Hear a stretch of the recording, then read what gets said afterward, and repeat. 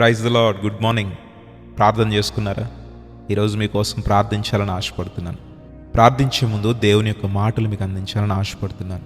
ఈ రోజుల్లో చాలామంది అనుకునేది ఏంటంటే, నేను రహస్యంగా పాపం చేస్తున్నాను కాబట్టి దాన్ని ఎవరూ చూడట్లేదు అనుకుంటారు. నేను ఎవరికి కనబడకుండా చేస్తున్నాను కాబట్టి దాన్ని ఎవరూ చూడట్లేదు అనుకుంటారు. నేను నా బెడ్రూమ్లోనే, నా గదిలోనే నేను ఉండి పాపం చేస్తున్నాను కదా, దీన్ని ఎవరూ చూడట్లేదు అనుకుంటూ ఉంటారు. ఎవరూ లేని రహస్య ప్రదేశాల్లో నేను ఉండి పాపం చేస్తున్నాను కదా, ఎవరూ చూడట్లేదు అనుకుంటారు. ఈరోజు నీవు కూడా అలానే అనుకుంటున్నావా? ఈరోజు పరిశుద్ధ గ్రంథం ఏం సెలవిస్తుందో తెలుసా?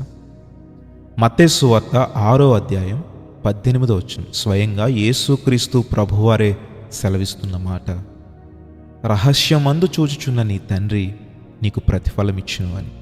ఈ మాట చాలామంది ఏ విధంగా తీసుకుంటారనంటే, నేను రహస్యంగా నా హృదయంలో పడుతున్న బాధను చూసి దేవుడు నాకు ప్రతిఫలమిస్తాడు అని భావిస్తూ ఉంటారు. కరెక్టే, నువ్వు పడే ప్రతి బాధను దేవుడు చూస్తున్నాడు, నువ్వు చేసే ప్రతి పాపమును దేవుడు చూస్తున్నాడు. అంటే ఇది మంచికి మాత్రమే మనం చూసుకుని చెడుకు కాదనుకుంటామా? ఈరోజు దేవుడు నిన్ను చూస్తున్నాడనే విషయాన్ని మర్చిపోవద్దు. ప్రతి పనిని ఆయన చూస్తున్నాడు, ప్రతిఫలమిస్తున్నాడు. మరి ఇప్పటిదాకా నిన్ను ఎవరూ చూడట్లేదు, ఇప్పటి వరకు నన్ను ఎవరూ పట్టుకోలేదు, నాకు ఇష్టం వచ్చినట్లుగా నేను జీవిస్తాను అని నీవు అనుకుంటున్నట్లయితే, రహస్యమందుండి దేవుడు నిన్ను చూస్తున్నాడనే విషయాన్ని ఎప్పటికీ మర్చిపోవద్దు. ఒకవేళ ఇప్పటి వరకు ఈ భావనలో ఉండి నన్ను ఎవరూ చూడట్లేదు, నేను చేసేది ఎవరికి తెలియదనే భావనలో నీవు ఉన్నట్లయితే, ఇప్పుడే నీ హృదయమును మార్చుకొని ఇప్పటి వరకు నీవు చేసిన పాపములకు క్షమాపణ దేవుని యొద్ద పొందుకొని వాటిని విడిచిపెట్టు. దేవుడు నీలో ఉన్న ప్రతి బాధను కూడా చూస్తున్నాడు కాబట్టి ఖచ్చితంగా నీకు ప్రతిఫలమిస్తాడు.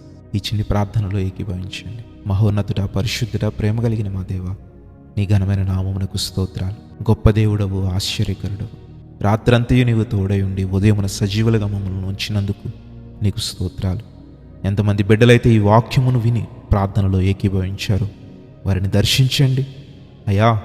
నీ సన్నిధిలో వారు ఒప్పుకొని విడిచిపెడుతున్నారు, వారిని క్షమించి మరలా పాపముల జోలికి పోకుండా నీ వాక్యమును వారి హృదయంలో ఉంచి స్థిరపరచమని అడుగుతూ ఉన్నాం. గొప్ప దేవ, ఆశ్చర్యకరడానికి స్తోత్రాలు. ఈ రోజంతటిలో వారు చేయుచున్న ప్రతి పనిలో మీరు తోడైండి, వారి పనిని ఆశీర్వదించి అయ్యా మీరు దీవించమని అడుగుతూ ఉన్నాం. ప్రయాణాలు చేయుచున్న వారిని మీరు దీవించండి, రాకపోకలేని వారికి తోడుండండి.